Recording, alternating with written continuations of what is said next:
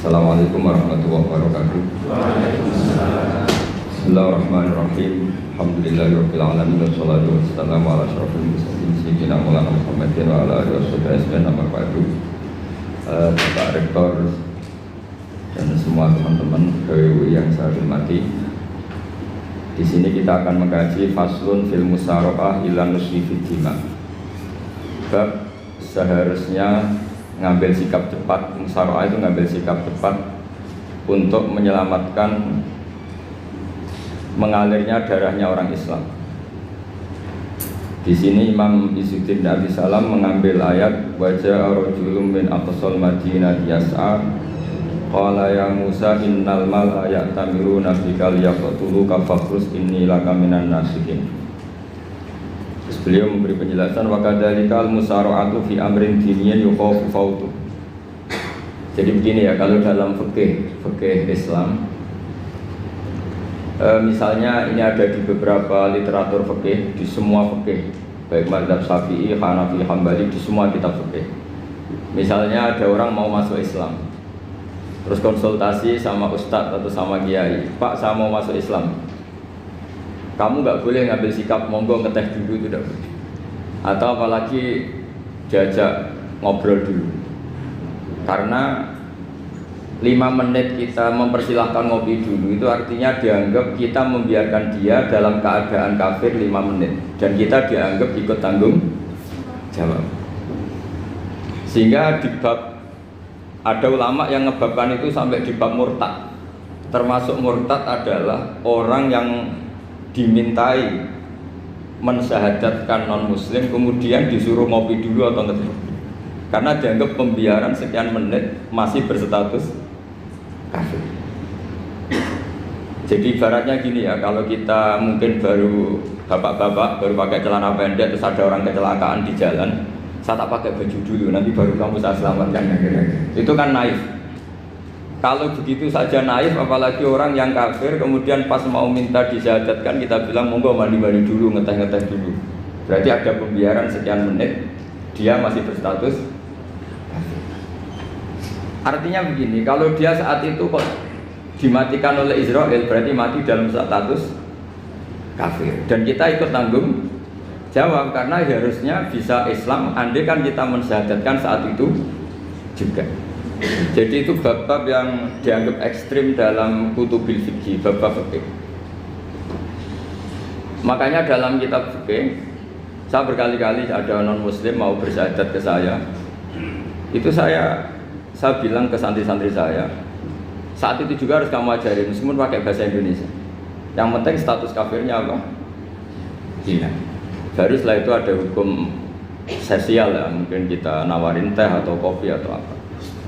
Makanya di sini dibabkan bab seseorang harus tergesa-gesa atau bercepat-cepat atau ngambil sikap bergegas untuk melakukan kebaikan. Terus ayat kedua yang dipakai Izzuddin bin Abi Salam itu begini. Ketika Allah mensifati orang munafik, status orang munafik itu apa? Wa idza qamu ila sholati qamu kusala. Mereka kalau dipanggil untuk sholat, ya berangkat tapi kusala cara malas-malasan. Sehingga untuk menunjukkan kita loyal sama Allah, itu ya paling tidak ada sikap di atas rata-rata. Makanya ada sa'i, ya, lari-lari kecil, tawaf juga disunatkan ada lari-lari kecil, disebut ar-romal itu lari-lari kecil untuk menunjukkan bahwa kita loyal sama Allah itu tidak sak kobre cara Jawa. Nah itu dibabkan sendiri. Jadi beda antara tergesa-gesa sama ekspresi serius. Jadi musaraqah itu ya kira-kira kan nggak mungkin lah kita dipanggil rektor atau kiai atau orang tua kita terus jalan leha-leha, itu kan nggak mungkin. Apalagi ini yang manggil Allah Subhanahu wa ta'ala. Makanya dibabkan faslun fil musaraqah ila nusfi fid dima. Nah contoh yang diambil di sini begini, ketika ada debat terbuka antara Fir'aun dan Musa, saya ulang lagi ya, ada debat terbuka antara Musa dan Fir'aun, kan Nabi Musa datang ke Fir'aun, lalu kata Fir'aun, ini asal-usul ayat ini saya terangkan sejarahnya. Kata Fir'aun, lalu kalau kamu tidak nuhankan saya, Tuhan kamu siapa? Terus kata Musa, Rabbus samawati wal ardi, yang nuhani langit dan bumi. Fir'aun masih berkelit. Kalau Tuhan di bumi, setahu saya kemana-mana yang dituhankan saya, kata Fir'aun. Ma'alim tulakum min ilahin ghairi. Terus Nabi Musa masih ngendikan, ya sudah Tuhan yang nuhani langit. Terus Fir'aun manggil Haman. Haman itu arsitekturnya Fir'aun. Ya Haman ibnili sorhal ali abduhul asbab samawati fa'attaliya ila ilahi Musa. Haman, bangunkan kami piramida yang tinggi. Saya ingin melihat Tuhannya Musa. Musa akhirnya mikir, karena kalaupun Fir'aun bisa naik ke langit tetap tidak bisa melihat Tuhan. Kita tahu Tuhan nggak bisa dilihat. Kita yang mukmin aja udah lihat, apalagi Fir'aun, rivalnya kan. Akhirnya Musa ganti argumentasi, yaitu argumentasinya Musa, Rabbukum wa Rabbu abaikumul awwalin. Ini perlu diingat dan perlu saya sampaikan. Yang nuhani kamu dan yang menuhani leluhur kamu, itu sangat memukul Fir'aun. Karena logikanya kalau Fir'aun itu Tuhan, berarti babanya dulu tanpa Tuhan. Ini ada Tuhan terlambat ya. Jadi kalau Fir'aun Tuhan, berarti mbahnya tanpa Tuhan, karena zaman era mbahnya belum ada Tuhan. Karena perdebatan itu banyak punggawa Fir'aun yang mukmin. Wah, ini Fir'aun nggak bener ini. Kalau dia Tuhan berarti mbahnya tanpa Tuhan. Karena kalau iman itu akan diadili, akan dieksekusi, maka orang ini berstatus rajulun mukminum min ali fir'auna yaktumu imanah. Maka di Quran diterangkan wa qala rajulun mukminum min ali fir'auna yaktumu imanah. Ada seseorang yang iman tapi menyembunyikan iman. Lah orang ini selalu ikut rapat di rapat-rapat penting Fir'aun, termasuk rapat ketika Fir'aun dan para tentaranya memutuskan membunuh Musa. Karena dia ikut rapat dan eksekutornya besok disuruh nangkap Musa, orang ini malam itu juga nemuin Musa terus bilang innal mal ayat tamiru nabikal yaqtuluka Musa. Rapat tadi malam memutuskan kamu besok dibunuh, maka kamu harus bergegas meninggalkan Mesir. Nah, dari kesimpulan itu, dari cerita itu kemudian diambil secara hukum fikih bahwa untuk menyelamatkan darah harus jasa, harus bergegas. Andai kan Musa itu kok sak kobere, sak sempate, maka keburu. Andai kan ini rojul ini tadi, orang tadi penasihat tadi, kok sak kobere ya, maka berarti Musa terlanjur tertang. Jadi itu pentingnya ulama ya. Jadi cerita yang linier, cerita yang seakan-akan cerita, di tangan ulama tetap menjadi al-ahkam al-fiqhiyah, menjadi ketentuan-ketentuan apa? Fikih. Jadi yang diambil di sini adalah lelaki tadi yang ikut rapat tadi bergegas menemui Musa, memberitahu kalau kamu besok mau dieksekusi, fakhrus, maka kamu harus secepatnya keluar dari Mesir untuk menyelamatkan diri. Terus oleh Syekh Izzuddin bin Abi Salam dibabkan bab harus tergesa-gesa menyelamatkan darahnya orang apa? Islam. Jadi ini penting saya sampaikan. Jadi al-qasas ya, semua cerita di Quran itu tidak sebagai cerita, karena Quran tidak ingin melahirkan pendongeng, tapi harus menjadi ibrah, menjadi teladan. Jadi makanya terus di kitab-kitab ulumul Quran diterangkan al-qasas ya, beberapa cerita di Quran adalah semuanya menjadi ketentuan fikih. Saya ulang lagi ya, semua cerita yang ada di Quran itu menjadi ketentuan fikih, meskipun alurnya apa? Cerita. Kayak tadi kan alurnya cerita bahwa lelaki ini bergegas nemui Musa supaya Musa cepat keluar dari Mesir. Terus dibabkan babul musaroah ilam nusifid dima. Saya teruskan ya. Wa kama la ra'ayna ma yaqtulu musliman law tabtu'u alaihi laqata lahu fal musaroah ila takhrisihi min wajibatun. Idlaisal unatu mahmudatan fi kulli syai'in falaha mawatinu tuhmadu fiha wa mawatinu tudammu fiha wa kadzalika al-musara'ah wal lain wal dhilta wa ghairuhuma. Nas'alullaha ay yuwaffiqana lil amal fi ta'ati fi mawaqi'iha wa madhaniha. Terus cara berpikir ulama, saya pernah baca dalam satu sejarah ulama besar namanya Sufyan Ats-Tsauri. Sufyan Ats-Tsauri itu menjadi wali itu gara-gara kalau sholat di masjid itu beliau datang sebelum adzan. Saya ulang lagi, beliau datang sebelum adzan. Ditanya, kenapa kalau kamu datang sebelum adzan? Saya ini nggak ingin jadi hamba yang buruk. Hamba yang buruk atau pembantu yang buruk adalah setempe nunggu dipanggil. Misalnya kita tahu majikan kita pasti manggil jam 7. Kemudian jam 7 itu Anda masih ngopi, masih tata-tata, itu kan tidak menghormati majikan. Harusnya kamu setempe di jam yang saat itu pasti majikan Anda memanggil. Kata beliau, saya tidak ingin seperti pembantu yang buruk, datang nunggu apa? Dipanggil. Jadi itu ada beberapa spirit atau inspirasi dari aturan-aturan mahabbah. Sebab itu ketika Allah kritik orang munafik, wa idza qamu ila sholati qamu kusala, ketika dipanggil sholat mereka datang bermalas-malasan. Karena tidak ada cintanya sama Allah, maka datang berlambat-lambat.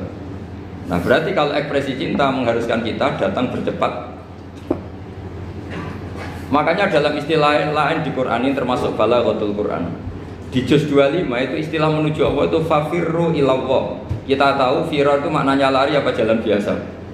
Lari. Jadi untuk mengekspresikan mahabbah kita, kangen kita pada Allah, cara bahasa Arab isyak kita, berontok kita sama Allah, tidak diistilahkan jalan tapi fafirru ilallah, harus bergegas berlari. Begitu seterusnya. Maka kalau ada orang Islam terus ini konsekuensi hukum. Ada non muslim minta, Pak Bah, saya tolong ajarkan syahadat. Nggak boleh saya bilang gini, monggo ke dalam dulu. Padahal perjalanan ke rumah saya misalnya setengah jam, nggak boleh. Saat itu meskipun sambil berdiri-diri harus kita tauhidkan. Kamu yakinnya Allah itu satu, Tuhan Allah, harus. Karena kalau ada perjalanan ke rumah 5 menit terus dia kecelakaan, belum syahadat, statusnya mati apa? Kafir. Dan kita ikut terlibat karena sebetulnya bisa mengislamkan saat itu juga. Analoginya kayak tadi loh. Orang kecelakaan di jalan karena kita pakai celana pendek, contoh Syria saya tak pakai baju dulu. Habis itu dilides truk. Itu kan kita ikut salah karena kita yang punya kesempatan. Tentu yang disalahkan yang punya kesempatan. Karena merubah status dari potensi kelides truk menjadi sama sekali gak potensi kelides truk dengan kita inggirkan meskipun kita dalam keadaan tidak ideal. Sama. Orang kafir yang mau masuk Islam itu umumnya kiai-kiai kan kadang sebagian disuruh mandi dulu, itu salah sebetulnya. Itu salah sekali. Sangat salah. Apalagi nunggu seremonial di masjid, nunggal toko-toko itu bujute salah. Itu gak cuma salah, bujute salah. Jadi salah yang akut. Itu salah besar ya. Kalau seremonial monggo, tapi kalau mengislamkannya harus saat itu. Apalagi seremonial seminggu lagi nunggu tokoh terkenal, nunggu disyuting dulu, wah itu perilaku show, itu bukan mengislamkan itu. Makanya kita yang sebagai peneliti fikih itu kadang itu enggak srek gitu. Masa mau Islam nunggu di masjid dulu, di syuting dan tokoh-tokoh itu salah. Itu sama dia kamu lihat orang kecelakaan mau menyelamatkan, ini ada wartawan enggak ya? Minta di syuting dulu sedang mati ini. Jadi kita normal saja dalam Islam, sesuatu yang mendesak, yang emergensi ya perlakuannya harus cepat. Sehingga dibabkan faslun fil musaroah ila nusifid fiddima. Jadi ada beberapa contoh di Quran memang aturannya seperti itu. Makanya semua redaksi Quran tentang menuju Allah diredakseno fafirru ilallah. Makanya di tawaf ada ekspresi romal, jalan agak cepat. Di sa'i juga ada momen-momen kita harus romal, berjalan cepat. Di beberapa aturan juga seperti itu.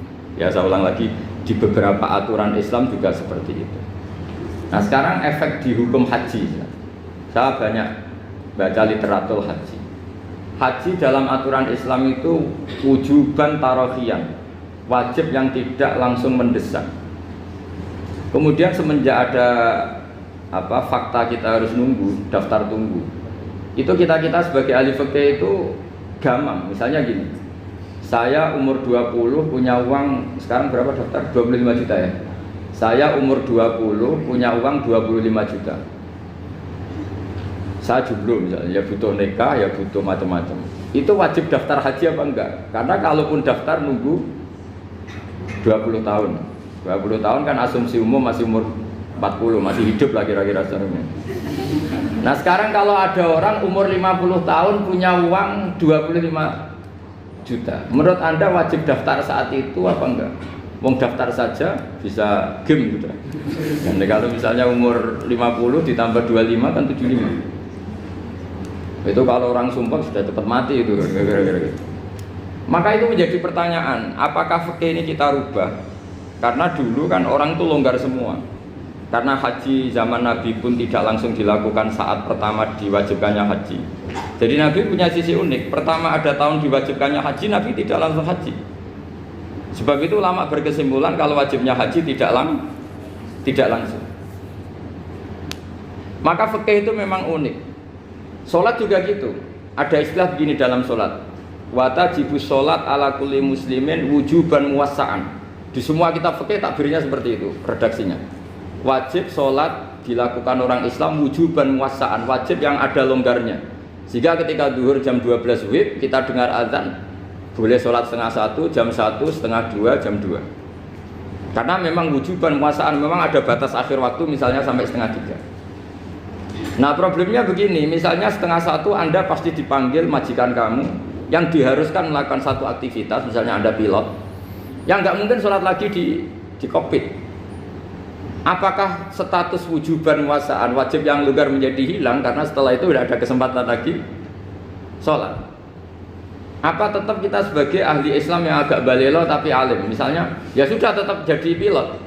Nanti kan ada aturannya sendiri, ada rukhsahnya sendiri, ada kemurahan sendiri kita sudah jadi pilot. Misalnya sholat tanpa harus menghadap kiblat, sholat yang tetap di perjalanan. Kira-kira Anda kalau jadi ahli fikih milih mana? Milih harus sholat di depan, apa tetap memberi kelonggaran? Gak apa-apa sholat sambil apa? Nyuper sambil pilotin apa pesawat.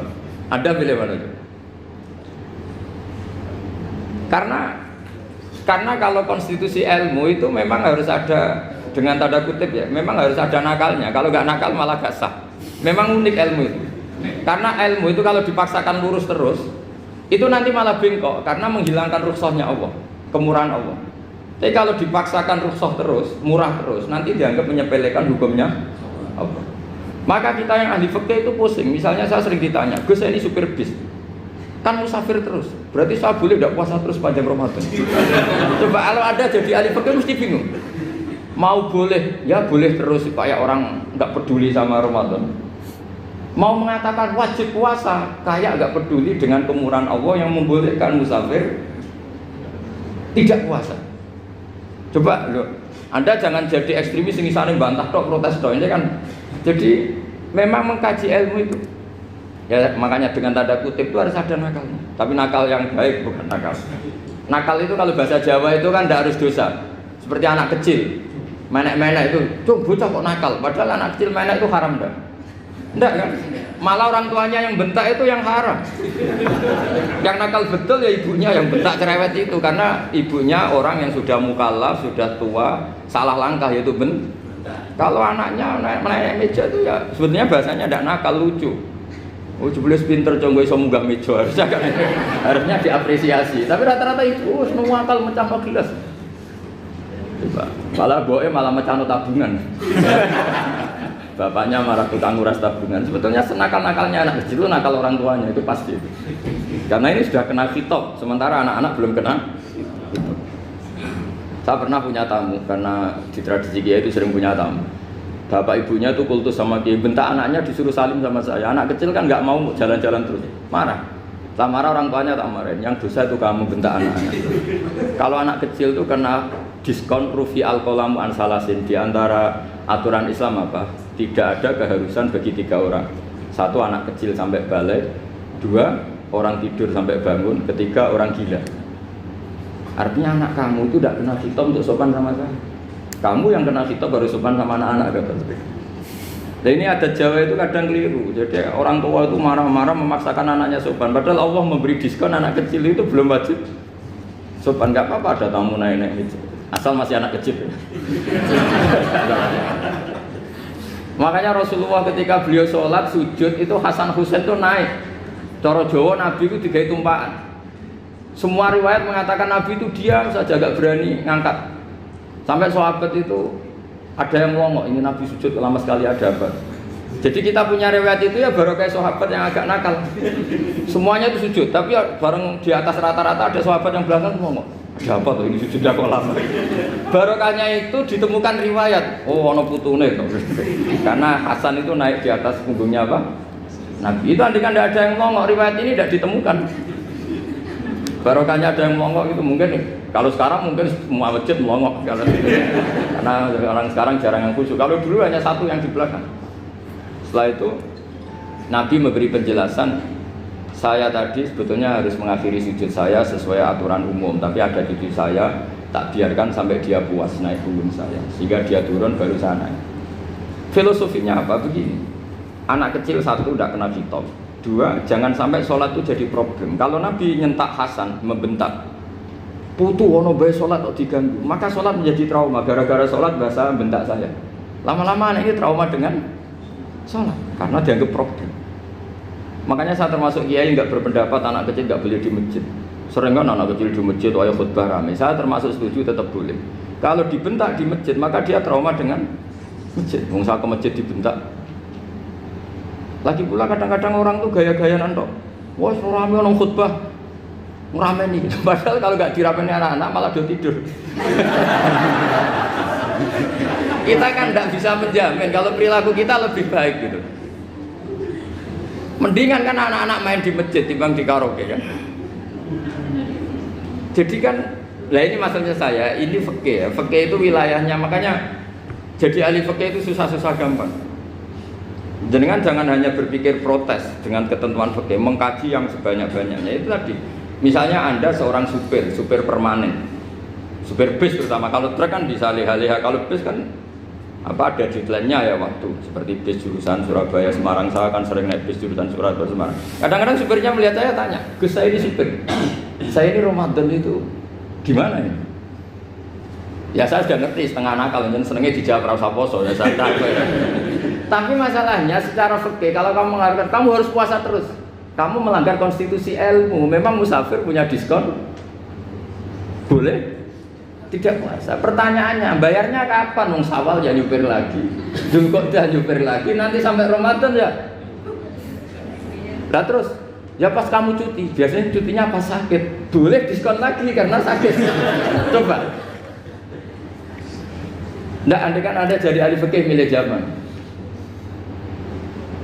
Lo kalau orangnya soleh terus kayak ustadz-ustadz di sini kayak dosen UI kan, masa dosen UI Universitas Islam nggak Islami kan nggak mungkin. Mungkin memilih poso kan.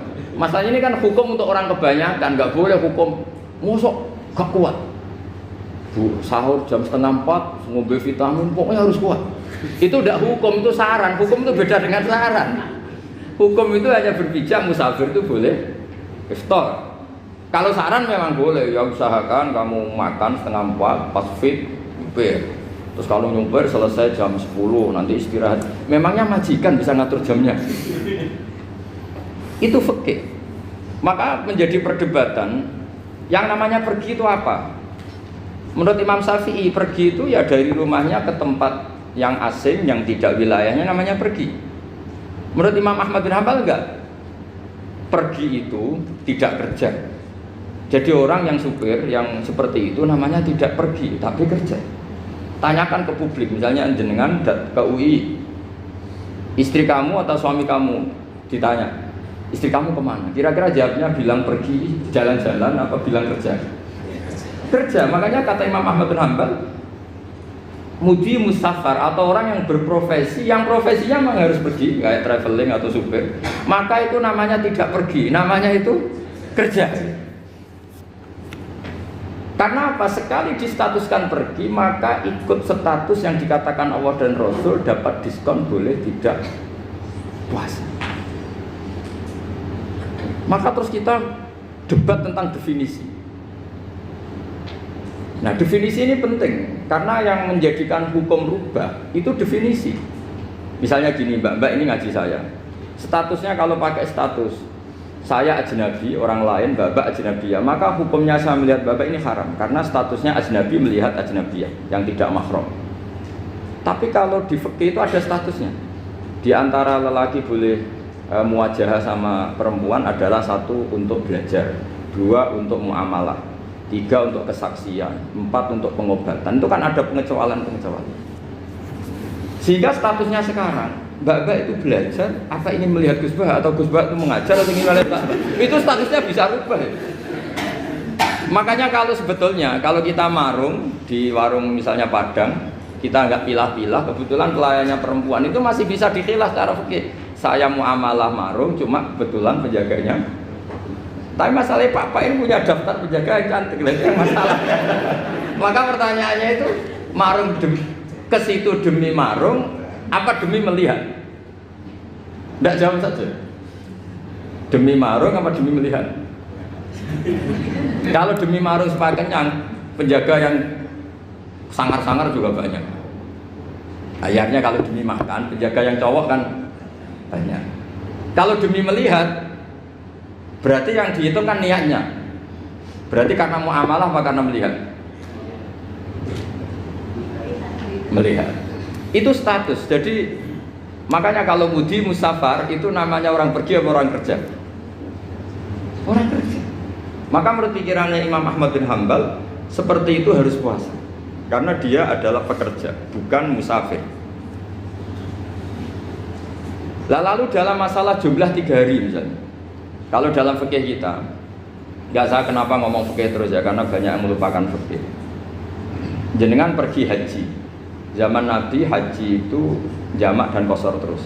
Padahal hajinya Nabi itu, haji itu minimal kan berapa hari minimal itu?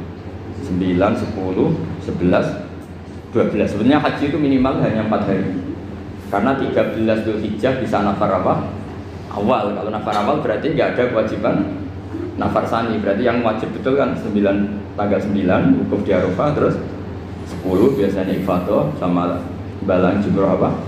Aqobah, terus 11, 12 itu kan sudah boleh cabut karena apa? Nafar apa? Awal. Berarti nggak usah nafar apa? Sani. Berarti hanya berapa? 4.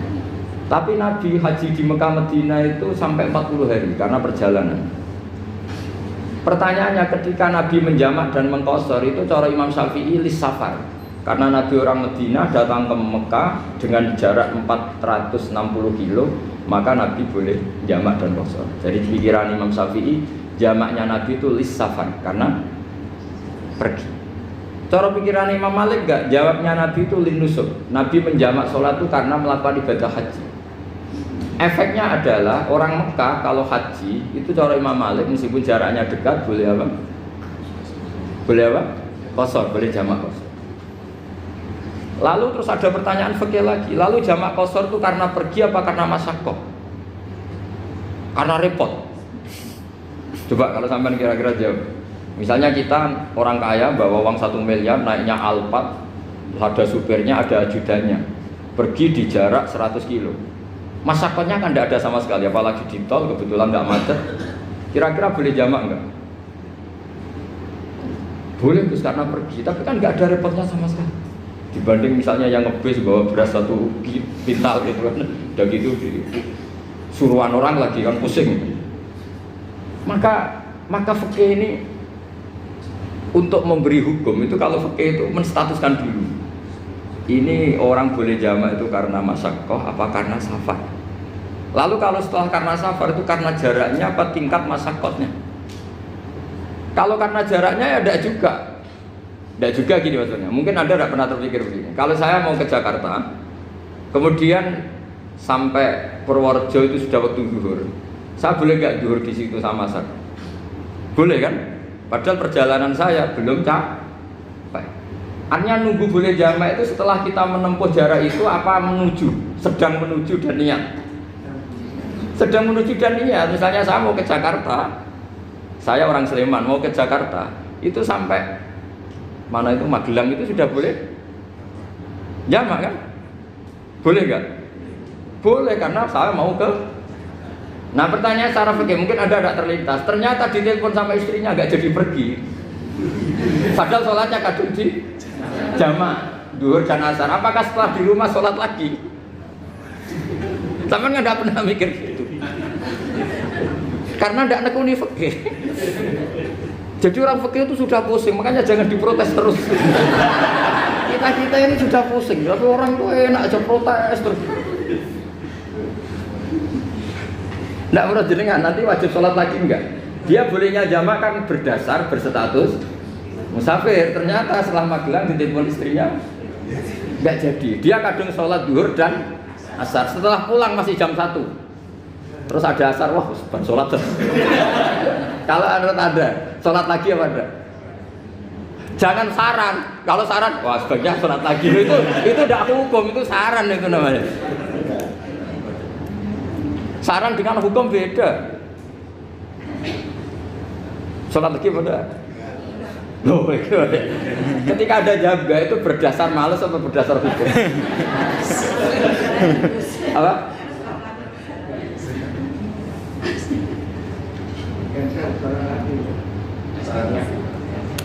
Nah kalau Anda sholat lagi, pertanyaannya gini, Allah tuh tidak punya tradisi mewajibkan 2 kali. Pertanyaan fikihnya mesti gitu. Dan saat Anda di Magelang menjamak itu melakukan sesuatu yang disahkan oleh agama. Berarti pas Anda jamak zuhur asar, sesuatu pas melakukan itu kan berstatus sah dan boleh. Meskipun setelah itu ada masalah, istri kamu nelpon terus pulang. Tapi pas itu kan sudah dinyatakan oleh malaikat sah, Anda sudah zuhur dan asar. Kalau melihat itu tidak wajib mengulang. Tapi bisa saja malaikat ada yang usil. Itu sah karena Anda berstatus musafir. Berhubung status Anda hilang, maka poin Anda sudah sholat juga hilang. Kamu milih fikih yang mana?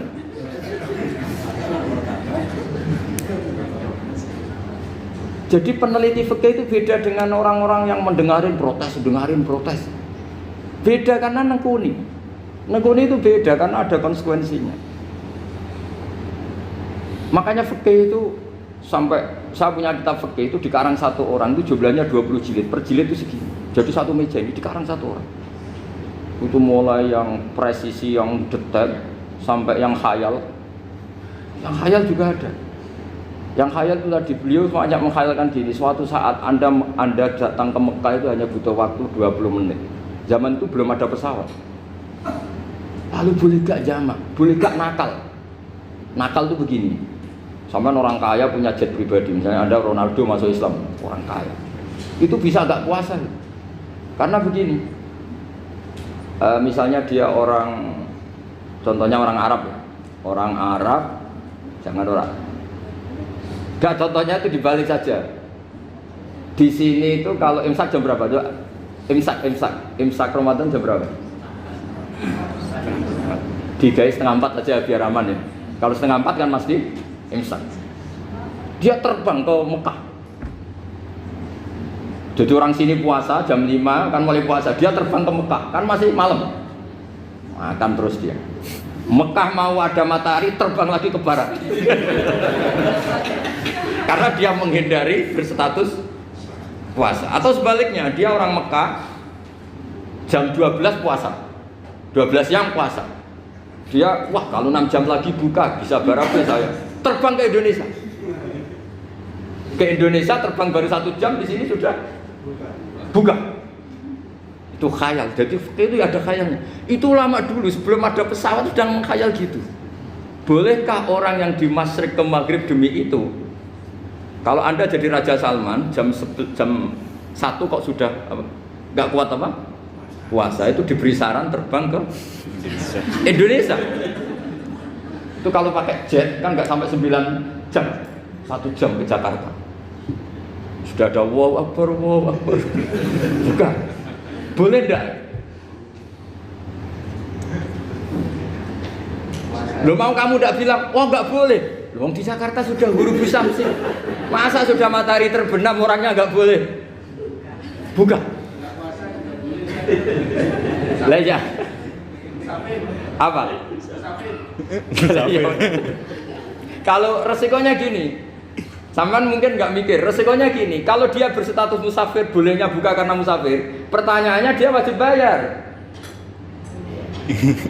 Kan musafir bolehnya kodok nanti harus bayar, tapi kalau dia buka normal kan nggak harus bayar. Beda, efek pakainya beda.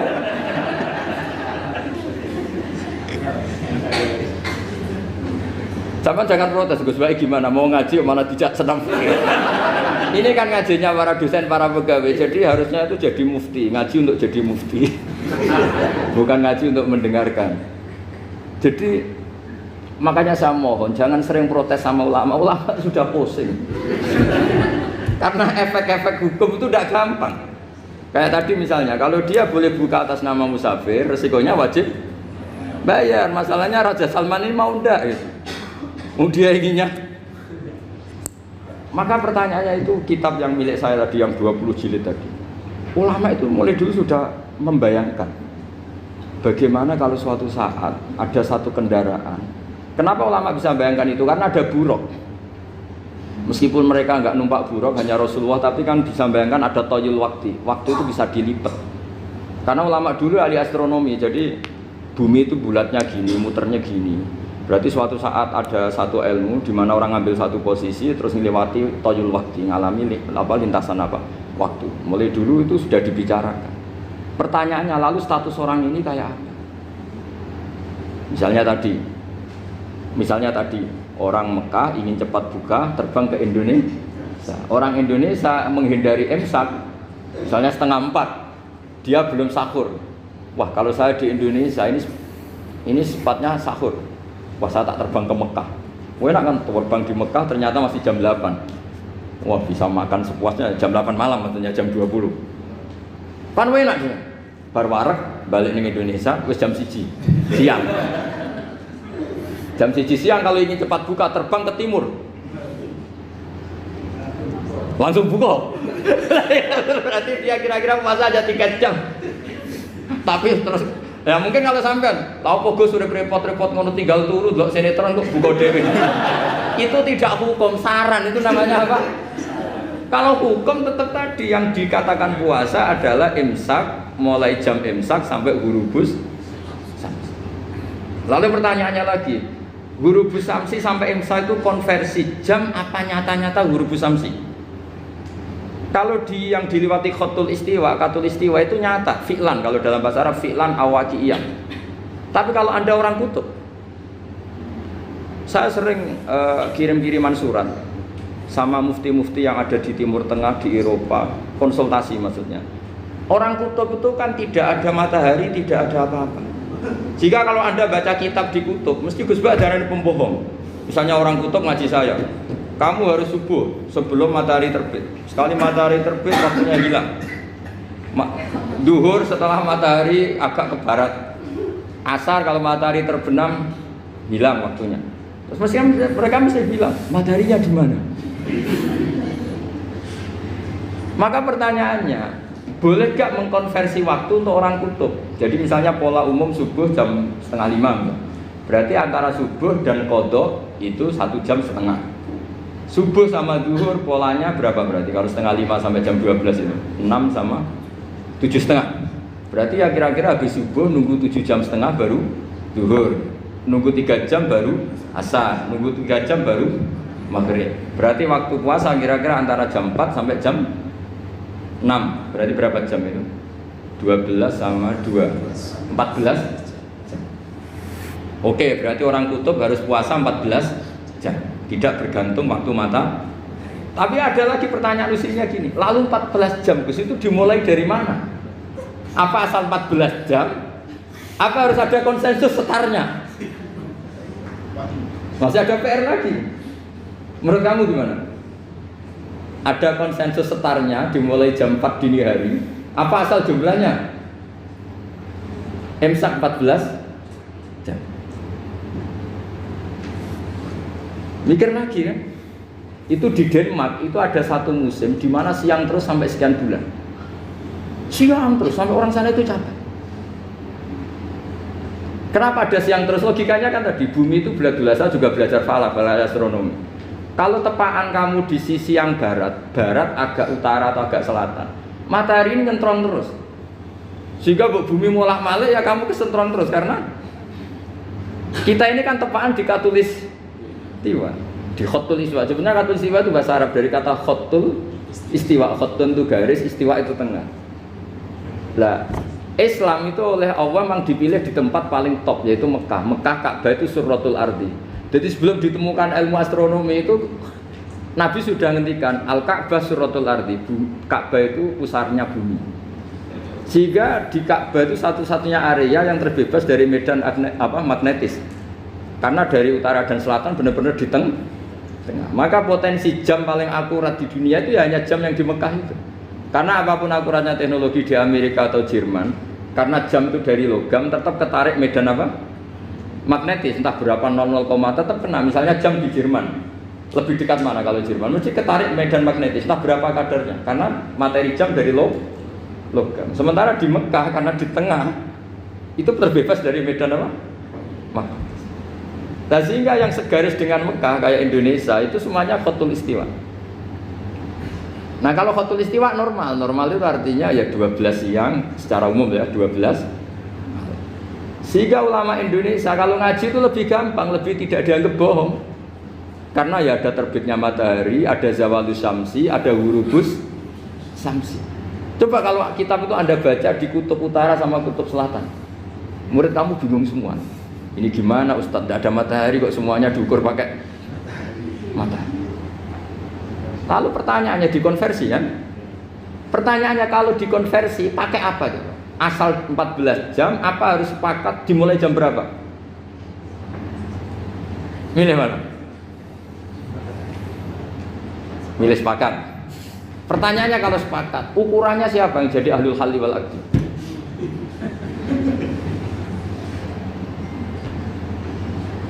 Jadi orang fikih itu sudah bingung, makanya saya mohon jangan sering diprotes.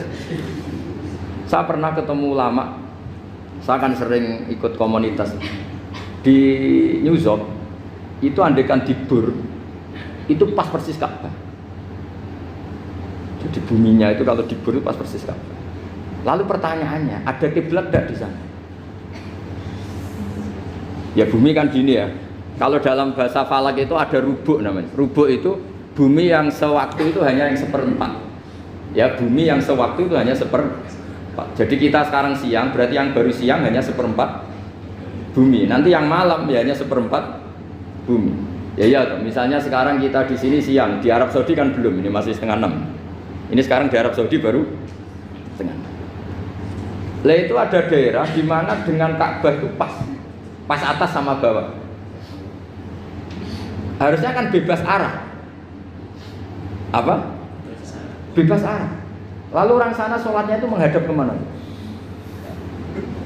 Pernah ulama New York itu minta fatwa ke Rabitatul Alam Al-Islami. Lalu kita harus menghadap kemana? Makanya dalam dunia anekdot ulama itu ada anekdot Abu Nawas itu orang yang nggak pernah kalah debat. Dia tuh terkenal nggak pernah kalah debat. Tapi dia ada ilmuwan. Dia punya tetangga ilmuwan, punya pengaruh besar. Semua orang ngaji ke ilmuwan itu.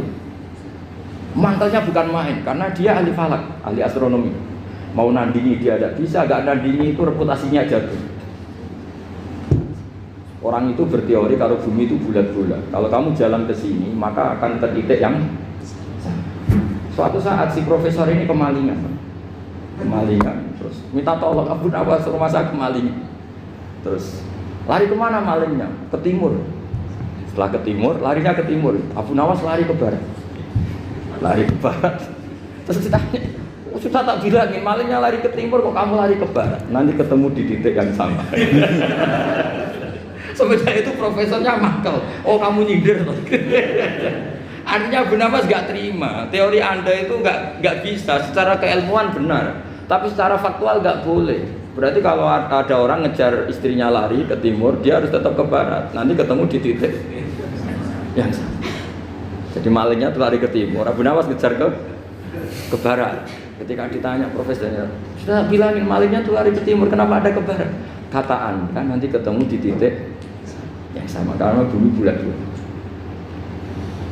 Nah pertanyaannya gini, lalu kalau yang segaris itu ada arah enggak? Kayak New York tadi. Menurut kamu tetap berkiblat apa enggak usah? Loh kalau yang rubuk jelas. Loh gitu, kalau rubuk begini loh, misalnya begini, terus kamu di sini sama sini kan masih ada arah, tapi kalau sini sama sini masih butuh kiblat. Lalu sama ndak usah protes, orang fikih sudah pusing, ndak usah diprotes, karena yang dipikir itu macam-macam. Nah ya makanya ini kan, ini mengkaji ya, saya mohon ya kayak tadi ini mengkaji, saya mohon saya cukupkan sekian, sementing apa ya kita ada respeknya lah sama ulama. Jadi ulama itu susah, mikirnya susah, harus tanggung jawab di depan Allah, di dunia diprotes terus. Ya saya kira demikian. Assalamualaikum warahmatullahi wabarakatuh. Ya satu aja. Ini waktunya. Atau dua enggak apa-apa, dua aja. Terima kasih Ustaz Bahrudin. Ke sesi selanjutnya yaitu tentang tanya jawab. Kami kasih waktu dua penanya Dua penanya dan dua pertanyaan, kadang Dua satu langsung tiga.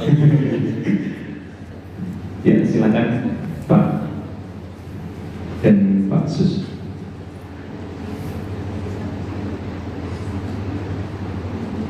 Pak siapa? Pak. Satu lagi Pak Sus. Assalamualaikum warahmatullahi wabarakatuh. Waalaikumsalam. Pertanyaan saya singkat Gus, Ya. karena kami ini bergerak di bidang akademik. Kami itu banyak tergoda oleh kesombongan akademik. Nah ini gimana Gus? Karena bagaimanapun juga kita itu harus menjual apa yang sudah kita dapatkan. Walaupun kalau di dunia kiai, ulama, itu kan yang disampaikan itu sesuatu yang bersifat keagamaan. Tapi kalau di bidang kami di sini ilmu umum itu kan sesuatu yang baru kami ketemukan, sesuatu yang kami jual karena dalam tanda petik, ya, karena kami menemukan oh ini yang membedakan dengan yang lain-lain. Tapi kalau ini seperti dalam salah satu kajian yang Gus bahas, ada orang yang sangat tawadu, selalu temungkul, itu kapan orang lain tahu temuan kita, kan begitu. Jadi gimana ini Gus? Enaknya kita itu kalau kita sampaikan, kalau kita sampaikan bisa-bisa kita itu jadi riak, terbawa riak. Tapi kalau tidak, bagaimana orang lain tahu? Dan nanti salah-salah nanti bisa jadi sombong. Assalamualaikum warahmatullahi wabarakatuh. Nama saya Sudiarto Gus. Saya pernah punya kasus menemani orang di ICU. Sebelum tidur, saya zikir la ilaha illallah. Beliau sari. Kemudian saya di luar. Pas jam 1 saya digedor-gedor oleh perawat untuk mentalkin karena katanya sudah sakratul maut. Karena saya baru bangun tidur, saya kaget dan saya minta izin ke toilet mau wudhu karena saya merasa bersin di wudhu tidak wudhu. Wudhu ternyata saya harus ke buang air kecil dulu sekitar 5 menit. 5 menit ke buang kecil terus wudhu terus datang udah meninggal. Artinya Karena sakit ini nggak sekedar karena saya merasa suci. Itu gimana nih? Terima kasih. ini kacau semua. Ya. Terima kasih. Terima kasih atas pertanyaannya. Yang pertama tadi tentang kesombongan akademik, jadi seperti apa? Yang kedua tentang kasus di rumah sakit, ya seperti yang Gara-gara ke kamar mandi tadi, Iya, yang mental. Silakan. Begini ya, jadi ini langsung saya jawab pakai referensi, pakai tag. Ini mungkin yang bawa kitab ikutnya halaman 293 ya. Itu yang mungkin nanti bisa dikopi sama yang nggak punya tag. Yang nggak punya tag mengkopi sama yang punya. Di sini diantaranya itu ada bab faslun fi dzikri rajul manaqiba nafsi. Bab seseorang boleh menyebut kelebihannya sendiri. Asal niatnya tidak riya. Di sini dicontohkan, tadi Bapak siapa nanya? Pak Samsul ya. Di sini diceritakan ketika mau masa paceklik, saya ulang lagi masa paceklik, itu Nabi Yusuf karena merasa amanah dan merasa punya kemampuan mengelola ketahanan pangan, beliau bilang ke rajanya, qala ja'alni ala khazainil ardi inni hafizun alim. Raja, jadikan kami pengatur ketahanan pangan karena ini hafizun alim, saya ahlinya dan saya terpercaya. Hanya Nabi Yusuf seorang nabi tentu panutan, beliau menonjolkan kemampuannya itu boleh asal untuk kemaslahatan. Misalnya ada orang Islam sakit atau kiai sakit, jenengan dokter, bilang saja saya dokter, biar saya yang nangani. Itu boleh, karena motivasi Anda dalam menyelamatkan Pak Kiai tadi atau orang yang sakit, bukan motivasi Anda adalah hadun nafsi, istilahnya kalau dalam bahasa keinginan apa? Pribadi. Jadi itu boleh. Jadi ini di beberapa contohkan. Ya ayuhan nasu ulimna mantiqat thairi wa utina min kulli syai'. Nabi Sulaiman itu bilang gini, wahai para manusia, saya ini bisa bahasa burung apa saja dan saya bisa melakukan apa saja. Wa utina min kulli syai'.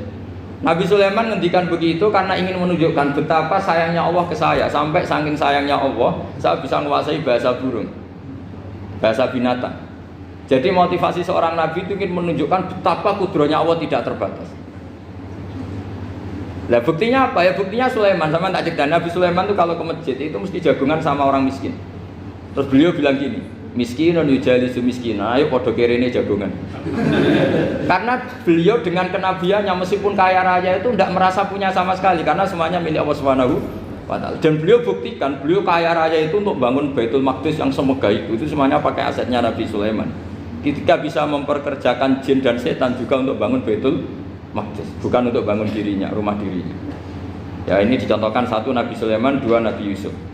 Terus ketiga contoh yang diambil, setiap nabi ketika pidato kepada umatnya mesti ditutup dengan wa analakum nasihun amin. Saya ini adalah penasehat yang terpercaya. Jadi ajaran saya bukan ingin menyengsarakan kamu, tapi wa analakum nasihun amin. Saya adalah penasehat yang baik. Artinya akan menonjolkan dirinya. Jadi boleh asal itu untuk kemaslahat. Jadi misalnya UI punya penemuan apa yang keren, yang maslahat untuk orang Islam, diumumkan bahwa ini penemuan UI. Tapi tujuan Anda supaya mengangkat harkat martabat UI. Bukan setelah itu terus kirim surat ke rektor, saya harus tambahan gaji karena saya penemunya. Wah itu sudah nggak bisa jadi wali kalau gitu itu sudah. Tapi nanti rektornya yang ya nggak tahu diri gitu. Masa penemu sama nggak penemu disamakan gitu. Misalnya seperti itu. Jadi di sini ada sekian contoh, mungkin bisa diakses di halaman 293 di bab faslun fi dzikri rajuli manaqiba nafsi. Terus kalau contoh hadis, Nabi sering ngendikan begini, ana sayyidu waladi Adam wa ana awwalu syafi'in, dan saya adalah Nabi pertama yang punya hak syafaat. Tapi Nabi ngendikan seperti itu supaya orang punya harapan ketika di mahsyar. Sudah kalau di mahsyar nyari saya karena saya diberi hak syafaat. Jadi asal niatnya untuk maslahat gak apa-apa. Makanya saya sering di mana-mana sering cerita, saya ini menekuni fikih supaya orang kalau belajar fikih jelas ke saya Pak. Kalau saya tidak ngomong, orang keliru guru. Tapi ya harus ada buktinya. Nanti ngomong ahli dok, ada ahlinya ya kacau. Ya jadi boleh ya. Di sini dibabkan faslun fi dzikri rajul manaqiba nafsi. Bab seseorang boleh menunjukkan kemampuannya asal tadi untuk lil maslahah. Sudah Pak Samsul ya? Tadi yang pertanyaan dari siapa itu? Pak Sus Budiarto. Pak Sus itu gimana ini kasusnya itu orangnya sudah Islam toh? Sudah. Sudah enggak masalah. Terus Anda ke Thailand itu enggak niat menghindar toh, memang saatnya harus ke Thailand. Hanya menyesal. Oh, hanya menyesal, bagus lah punya penyesalan. Enggak begini ya, kalau orang itu sudah Islam itu kan enggak se-emergensi yang belum Islam, itu hanya ideal. Artinya idealnya seseorang kalau mau meninggal, akhir dari kalimatnya adalah la ilaha illallah. Tapi itu pun ulama dinegol. Ini saya beri cerita sedikit. Kitab Fathul Mu'in itu termasuk kitab yang enggak setuju kalau kalimatnya sepersis la ilaha illallah. Kenapa Pak Sus? Logikanya gini, ini semua ulama gitu ya. Itu ada dua riwayat. Mangkana akhiru kalamihi la ilaha illallah dakhalal jannah. Sebagian riwayat mangkana akhiru kalamihi Allah dakhalal jannah. Nah ulama itu milih yang Allah. Kenapa milih yang Allah? Karena la ilaha illallah itu resikonya tinggi. Pas la ilaha ateis, tidak ada Tuhan, mati. Maka ulama, tradisinya guru-guru kita, kalau ada orang mau mati yang sudah akut, itu hanya ditalkin Allah, Allah, Allah. Karena ini lebih tidak berisiko. Tapi kalau la ilaha illallah, pas la ilaha belum illallah, mati. Tidak bisa kamu bangun, teruskan dulu baru mati. Ayo teruskan dulu baru mati, ini gimana? Belum illallah kok sudah. Jadi makanya terus di situ diterangkan lagi begini. Setelah orang itu melafadzkan la ilaha illallah, kan orang mau mati itu kan macam-macam ya. Ada yang sudah akut, ada yang masih sehat. Kalau masih sehat sebaiknya la ilaha illallah. Tapi kalau sudah akut hanya dilatih apa? Allah. Terus saran kedua oleh kitab Fathul Mu'in diterangkan sebaiknya jangan ngomong lagi. Karena Nabi ngendikan akhir itu harus itu menjadi kalimat. Jadi misalnya setelah kamu talqin la ilaha illallah, kamu tanya, "Pak, sertifikatnya di mana?" Akhirnya bapaknya jawab, "Di lemari." pas melamari mati. Berarti akhir kalimatnya melamari. Makanya kita juga harus memperjuangkan supaya itu benar-benar akhirnya. Sehingga nanti dikenang di akhirat, ini orang luar biasa mengakhiri dunia dengan kalimat la ilaha illallah. Tapi nanti kalau ini orang luar biasa mengakhirinya dengan lemari. Apalagi tanyanya gini, Pak, tabungannya di bank apa? Ini BCA. Berarti terakhir bilang apa? BCA. Jadi itu ada aturannya. Jadi kalau nalkin orang sudah ngelapatkan kalimat tauhid, jangan dijak ngomong lagi. Karena kalau diajak ngomong lagi terus mati, yaitu kalimat terakhirnya. Ya, mohon maaf. Assalamualaikum warahmatullahi wabarakatuh.